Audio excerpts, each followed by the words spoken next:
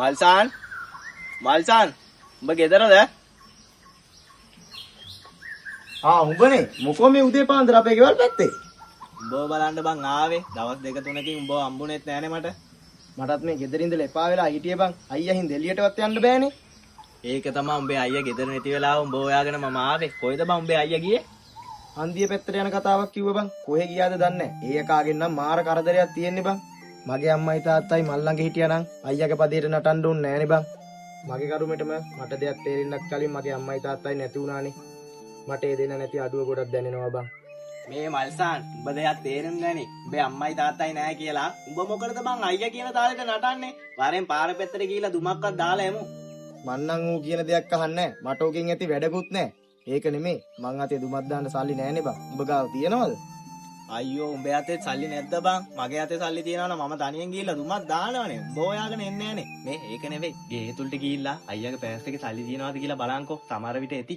උඹ හොඳ වෙලාවට ඒක මතක් කරේ. හිටපන්කෝ මං ගිහිල්ලා බලලා එන්න.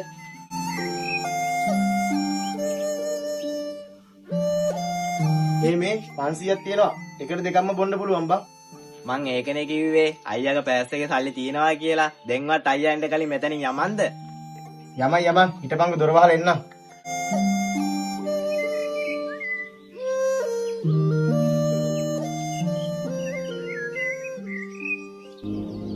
දැන් නම් ගෙදෙට්ට වෙලා ඉඳලා එපා වෙලා තියෙන්නේ බං. කොහොම හරි කරලා ජොබ් කට්ටක් හොයාගන්න ඕනේ. මොන ජොබ්ද මලා? මේ කාලේ ආතල් ගන්න නැතුව කවදා ගන්නද බං? ඔබ කියන කතාවෙත් ඇත්තක් තියෙනවා. ඉතින් මල පොඩ්ඩක් හිටන්කෝ. බලගේ අයියා නෝ බං.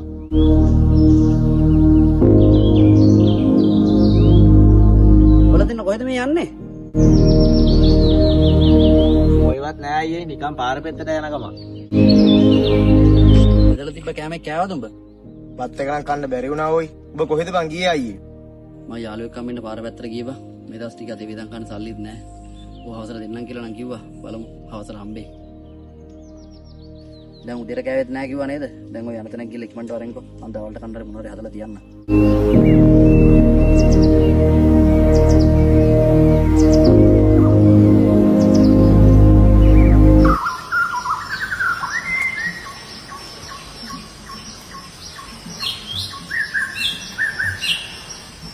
දුමකුත් දාපු නිසා අපේ අයියට ගඳේ ඉඳ බං.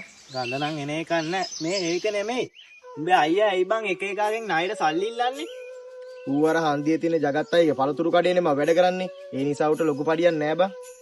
මාසෙ අන්තිමට ගෙදරට බඩු ටික ගේන්නවත් ඕක අතේ සල්ලි නෑ බං. ඒකයි බං ඕක එක එකාගෙන් සල්ලි ඉල්ලගන්නේ. ඇයි බං උඹේ අයියා පළතුරු කඩේ වැඩ කරන්නේ? ඌට හරියම ජොබ් එකක් කරන්න බැයිද? අයියට වැඩිය මහන්සි වෙන්න බෑ බං. ඌට මොකද්ද ලෙඩක් තියනවලු?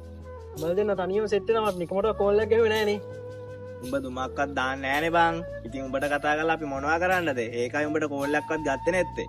හරි හරි. ඒකට අවුලක් නෑ බං. ඒක නෙමෙයි. උඹලා දෙන්න මොනවද බං මෙතනට වෙලා කතා කරගෙන හිටියේ? මුන්ගේ අයියාට මොකද්ද ලෙඩක් තියනවලු බං. ඒ ගැන කතා වුනේ. ඕකට ඔය තියනවා කියන ලෙඩේ හැදිලා මැරිලවත් යන්නේ නෑනේ බං ඕක. පුදුම වදයක් තියෙන උගෙන්. ඇයි බං එහෙම කියන්නේ? මොන වුණත් ඒ උඹේ අයියානේ. ඌ මගේ අයියා නම් තමයි බං. ඒ වුණාට ඕකයි ඉදි මට කිසි නිදහසක් නෑ බං. ඒක තව නම් ඇත්ත බං. මුන්ගේ අයියා මූට මාර නීති ටිකක් දාලා තියෙන්නේ බං. මුන්ගේ අයියා මුට නීති දාන්නේ මුව හදාගන්නනේ බං. ඇත්තම කතාව අපි දන්නවනේ බං. මුන්ගේ අම්මයි තාත්තයි නැතුව මුව මෙච්චර ලොකු මහත් කරන්න මුන්ගේ අයියා පොඩි කාලේ ඉඳන් පට්ට කට්ටක් කෑවේ බං. මේ ඒක නෙමෙයි. උඹ කොහොමද මුන්ගේ අයියා ගැන ඔච්චර දේවල් දැනගත්තේ? මේක තමයි බං මාත් මේ ආන්න හැදුවේ. මටත් වඩා දේවල් අපේ අයියා ගැන උඹ දන්නවනේ බං. කොහොමද බං උඹ එච්චර දේවල් දැනගත්තේ? අපේ අම්මයි තාත්තයි උඹලා අයියා ගැන කතා වෙනවා බං. එයාලගෙන් තමයි මාත් මේ දේවල් දැනගත්තේ. උඹේ අම්මයි තාත්තයි කියන එක ආගෙන ඉඳලා මූට උපදෙස් දෙන්න උඹ මාළක පොරක්ද බං? මම පොරක් නන් නෙමෙයි බං. මූ මගේ යාළුවෙක් ඉඳන් මම මූට කිව්වේ. උඹ මූගේ යාළුවා වෙන්න කලින් මූ මගේ යාළුවා. ඒ හින්දා මූගේ ඔළුව කන්න නැතුව යන තැනක ඵලයන් බං. හරි හරි. දැන් මමනේ වැරදි. මම යන්නම් බං. මූ කියන ඒවා ගණන් ගන්න එපා බං. ඕක කිව්වේ තනිකර බොරු. උඹේ අම්මයි තාත්තයි නැති නිසා අයියාට ලැඩක් තිබ්බොත් නැතොත් උඹට කලින් ඉපදුනේ ඉඳා ඌට අනිවාර්යෙන් උඹව බලාගන්න වෙනවනේ බං. අනික උඹේ අයියා පොඩි කාලේ දුක් විඳා කියලා උඹ ඒවා හිතලා උඹේ ඔළුව අවුල් කරගන්න එපා. එක අතකට උඹ කියන කතාවත් ඇත්ත තමයි බං. හරි හරි. එහෙනම් ගෙවල් පැත්තට යන්න. පට්ට බඩගිනී බං. හරි හරි. යමන්කෝ එන. මටත් පට්ට බඩගිනී බං.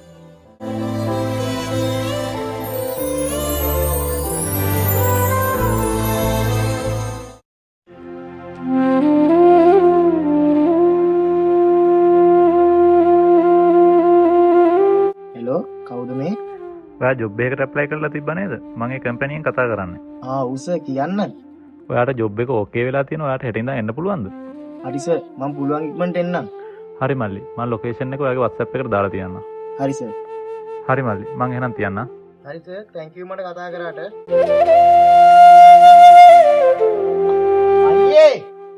අයියේ පොඩ්ඩක් එළියට වරෙන්කෝ. ඔයා කෑ ගහන්නේ මොකක් හරි අදිසියක්ද? මම ඔය හිටියේ බං. උඹට මතකද මාස 2-3කට කලින් මම ජොබ් එකකට ඇප්ලයි කරා. මට එතනින් කතා කරා බං. ඒ සිරාවටම කතා කරාද බං? මොකද්ද බං මල්ලි ජොබ් එකෙන් කිව්වේ? උඹට වැඩට එන්න කිව්වද? වැඩට නම් එන්න කිව්වා බං. මම කොහොමත් අද යනවා. මට ගෙදර ඉන්න එකත් එක්ක එපා වෙලා තිබ්බේ. උඹ මට කැමති නැහැ කියන්න මම දන්නවා. ඒකයි උඹ ඔය ගෙදරින් යන්නද ගලන්නේ. උඹට හරියනවා නම් මට ඒ ඇති මල්ලි. උඹ කොහේ හිටියත් මට කමක් නැහැ. මට ඕනේ උඹට හරියනවා බලන්න බං. ඒක නෙමෙයි. උඹ දැන් අද ගෙදරින් ගිහිල්ලා කොහෙද උඹ ඉන්නේ? මම බෝඩිමක් වාගෙන යනවා බං. බෝඩින් කාමර හොඳයි. මේ හිඟන පැලට වඩා. මේක හිඟන පැලොන්නම් තමයි බං. ඒ වුණාට මම උච්ච ලොකු මහත් උනේ මේ පැලේ ඉඳගෙන තමයි. හරි කමන්නේ. උඹ බෝඩින් කාමරයකට ගිහිල්ලා ලස්සනට හිටපන්කෝ.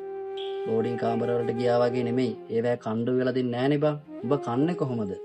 මං කොහොමද දැන් රස්සාව කරන්න යන්නේ ලොකු තැනකට බං. මට ලැජ්ජයි බං මේ පැලේ හැදුනා කියන්නත්. මම ජොබ් එක කරන තැන 3 වේලටම කන්න දෙනවලු. උඹේ ගැන වද වෙන්න එපා. මං එහෙ ගිහිල්ලා කන බොන જાති දැන් උඹ හෙව්වට උඹ මොනවද බං මට කන්න දුන්නේ? කොසුයි, බතුයි, පරිප්පුයි, පොල් සම්බෝලයි මොනවද බං මේ කෑම? කොහොම කියන්න එපා බං මල්ලි. සතියකට එකපාරක් හරි මං උඹට කරවල කැල්ලක් කන්න දුන්නානේ. දැන් ඒ ගැන කතා කරලා වැඩක් නැහැ. උඹ කියලා ජොබ් එකට යන්න ලෑස්තියන්කෝ. අද අවතර යනවා කියලා කිව්වා නේද? ඔව් අවස් වෙන්න කලින් කොහොමත් මම යන්න ඕනේ. මම යනවා ලෑස්ති වෙන්න. උඹට මේ දුප්පත් පැලේ මාත් එක්ක ජීවත් වෙන්න බෑ කියන එක මම හොඳටම දන්නවා. හැබැයි මගේ ලෝකෙ උනේ උඹ විතරයි මල්ලි. උඹ නැති ලෝකයක් මට නැහැ.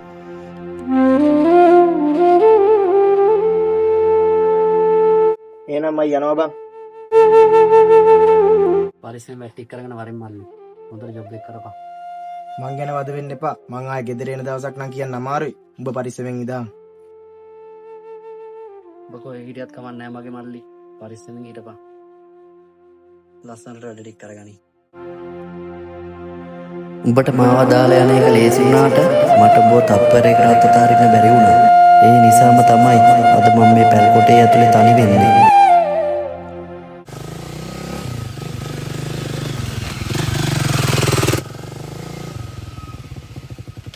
අම්මට සිරි මලා උඹ දෙක්කකල් උඹ සෑහෙන්න වෙනස් වෙලානේ.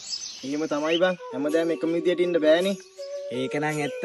උඹට හරි ගියා කියලා මට තේරෙනවා. හැබැයි පොඩි කාලේ ඉඳන් එකට හිටපුම් අමතක කරන්න එපා ඈ. මට කොහොමද බං එහෙම ලේසියෙන් උඹ අමතක වෙන්නේ? පොඩි කාලේ ඉඳන් උඹ මගේ හොඳම යාළුවානේ. ඒක නෙමෙයි. අවුරුදු ගාණක් ගිහිල්ලත් උඹට තාම මාව හොඳට මතකයි නේද?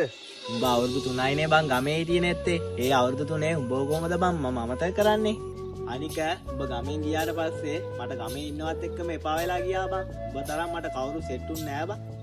හරි දැන් මං ගමට ආවනේ. මටත් උඹ කොළඹදි සෑහෙන්න මතක් වුණා බං. අනිත් දේවල් ගැන අපි පස්සේ කතා කරමු. යන්න අපේ ගෙවල් පැත්තට ගිහින් එන්න. අවුරුදු 3කින් අයියාවත් දැක්කේ නෑ බං. උට මොනවා වෙලාද දන්නේ. අයියා නම් ගෙදර ඉන්නවා බං. මට හම්බෙන හැම වෙලාවම උඹ මට කතා කරාද කියලා හැම වෙලාවම අහනවා. මම බොරුවටත් එක්ක කිව්වා බං උඹ මට කතා කරා කියලා. යමන්කෝ. ගෙදරටම ගිහිල්ලා බලමු. අයියා ගෙදර ඇති. හරි නැගපන්කෝ එනං.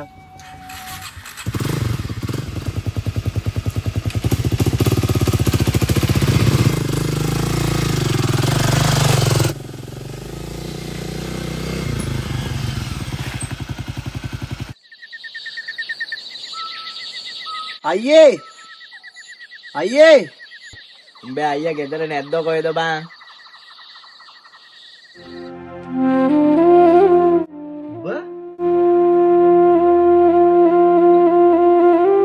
කොහෙද බං උඹ මෙච්චර දදක් හිටියේ? ඇයි උඹ මට නිකමටවත් කෝල් එකක් ගත්තේ නැත්තේ? කෝල් කරන්න වෙලාවක් තිබ්බේ නෑ බං අයියේ මට තිබ්බ වැඩත් එක්ක. දැන් මං ආවනේ.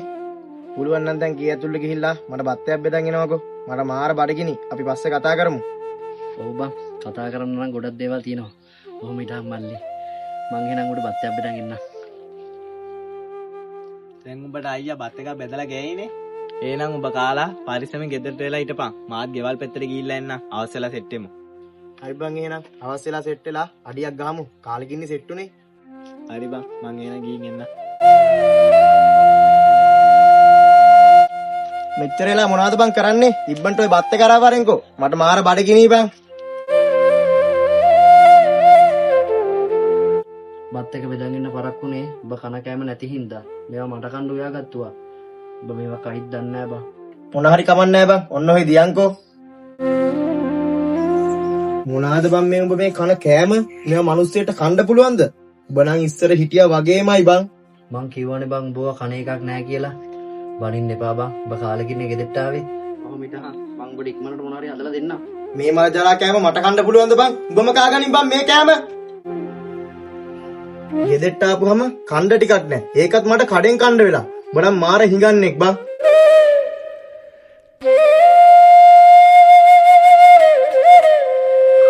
කපින්තයා මලා උඹ සෑහෙන කාලෙකින් දැක්කේ බං. කවද්ද බං ගමට ආවේ?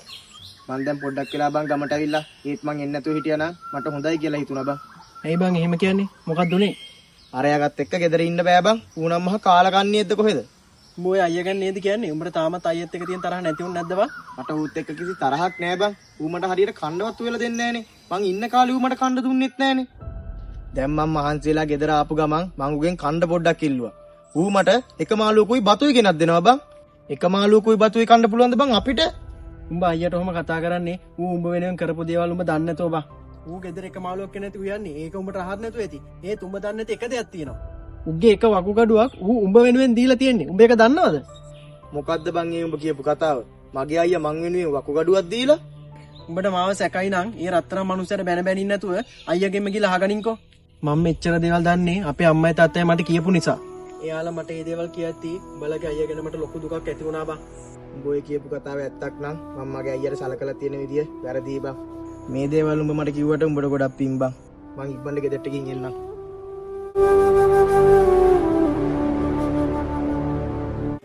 අයියේ කෝ බං උඹ? මං ඉතින් උඹ මාව දාලා යන්නම ගියා කියලා බං. මං කොහොමද බං උඹව දාලා යන්නේ මගේ අයියේ? උඹ මට වකුගඩුවක් දුන්නා කියලා උඹයි මට කිව්වේ නැත්තේ? මම වකුකඩුවක් දුන්නේ උඹව ජීවත් කරන්න බං. මම මොකටද ඒක උඹට කියන්නේ? මට ඕනුනේ උඹේ සතුට විතරයි බං. උඹේ ජීවිතේට දා කරදරයක් වුණා නම් මම මොනවද කරන්නද බං? මට ඕනුනේ උඹව ජීවත් කරන්න විතරයි. උඹ මේවා දැනගත්තේ කොහොමද කියන්න නම් මම දන්නේ නැහැ.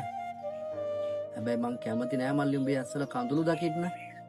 මට දුක තියෙන්නේ මාව ජීවත් කරන්න උඹ මෙච්චර දේවල් කරලා තියෙද්දි මං උඹට සලකපු විදිය ගැන බං. උඹට ජොබ් එකක් කරන්න බැරි හේතුව මට දැන් තමයි තේරෙන්නේ බං. උඹට මහන්සි වෙන්න බෑනේ. උඹ ආයේ කවදාවත් සල්ලි හොයන්න මහන්සි වෙන්න එපා බං. අද ඉඳන් මට පුළුවන් විදියට මම උඹව බලා ගන්නම්. උඹ ඔහොම කතා කරන්න එපා බං. උඹ ඔහොම කතා කරද්දි මට දුකයි. මං කවදාවත් උඹෙන් ඔය වගේ දේවල් බලාපොරොත්තු වෙන්නේ නෑ බං. උඹ හැමදාම මාත් එක්ක හිටියා නම් මට ඒ හොඳටම ඇති මල්ලි. මං උඹ ආයේ කවදාවත් තනි කරන්නේ නෑ අයියේ.